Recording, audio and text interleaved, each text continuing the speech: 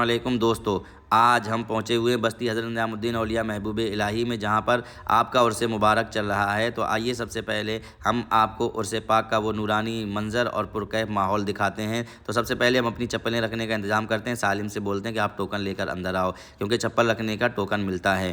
لہٰذا ہم دروازے سے انٹر ہوتے ہیں، جیسے ہی ہم آستانے کے صحن میں داخل ہوتے ہیں تو سب سے پہلے ہماری نظر ایک مزار مقدس پر پڑتی ہے، جو کہ حضرت امیر خسرو رحمۃ اللہ تعالیٰ علیہ کا مزار مقدس ہے، جو کہ حضرت نظام الدین اولیاء محبوب الہی کے مرید و خلیفہ ہیں، اور آپ کو ہندوستان میں طوطی ہند کے نام سے جانا جاتا ہے، کیونکہ آپ ہندی کے بہت بڑے شاعر تھے۔ اور آپ جیسا کہ ہمارے پیچھے دیکھ سکتے ہیں کہ بہت بھیڑ لگی ہوئی ہے، یہاں پر شاید قوالی ہو رہی ہیں، کیونکہ سلسلہ عالیہ چشتیہ اور سلسلہ نظامیہ میں قوالی کے جواز محفل سماع کے یہ لوگ قائل ہیں، تو اس لیے قوالی سنتے ہیں۔ پھر اس کے بعد ہم حضرت نظام الدین اولیاء محبوب الہی کے آستانے سے پہلے حضرت امیر خسرو رحمۃ اللہ تعالیٰ علیہ کی بارگاہ میں حاضر ہوتے ہیں اور فاتحہ خوانی کا اہتمام کرتے ہیں، اور باہر سے کھڑے ہو کر فاتحہ پڑھتے ہیں، اندر نہیں جاتے، بہت بھیڑ بھاڑ ہے۔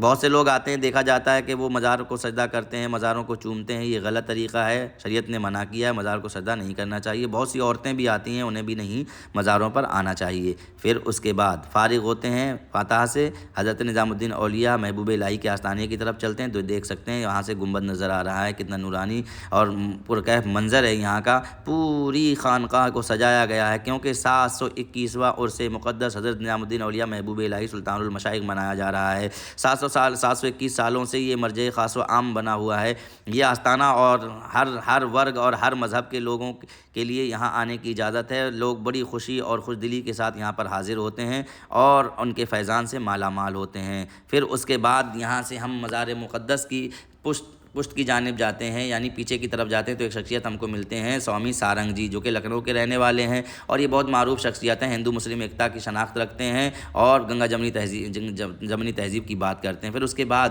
ہم لنگر خانے کی طرف پہنچتے ہیں، وہاں تھوڑا سا لنگر ہم کھاتے ہیں، کیونکہ بزرگان دین کے آستانوں پر لنگر کھانا یہ بہت ہی مقدر کی بات ہے۔ اور پھر اس کے بعد ہم واپس اپنی منزل کی طرف رواں ہوتے ہیں، کیونکہ ہم یہاں پر آئے تھے، یہاں حضرت نظام الدین اولیاء محبوب الہی کے نام سے جلسہ ہو رہا ہے، اور اس جلسے میں ہم کو شرکت کرنی ہے۔ تو پھر یہاں ہم نے سوچا کہ حضرت نظام الدین اولیاء محبوب الہی کی بارگاہ میں آستانے میں حاضری بھی دے لی جائے، اور یہاں کا بھی نورانی اور پرکیف منظر ملاحظہ کر لیا جائے۔ تو پھر ہم جہاں چپلیں ہم نے رکھی تھی دروازے کے پاس، وہاں پر پہنچتے ہیں اور چپلیں رکھنے والوں کو ٹوکن ان کا واپس کرتے ہیں، اور ان سے ہم اپنی چپلیں حاصل کرتے ہیں، جس کے عوض میں ہم ان کو 10 روپے دیتے ہیں۔ یہ لوگ پیسے مانگتے نہیں ہیں، ان کو جو بھی دے دو رکھ لیتے ہیں، لیکن بہت اچھا کام کرتے ہیں، آپ کی چپلوں کی رکھوالی کرتے ہیں، ورنہ چپلیں غائب بھی ہو سکتی ہیں۔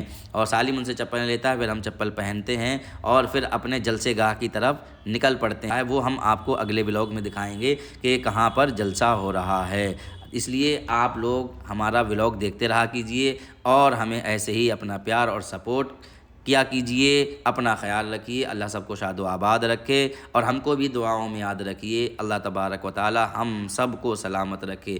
السلام علیکم ورحمۃ اللہ وبرکاتہ۔ ملتے ہیں اگلے ولاگ میں۔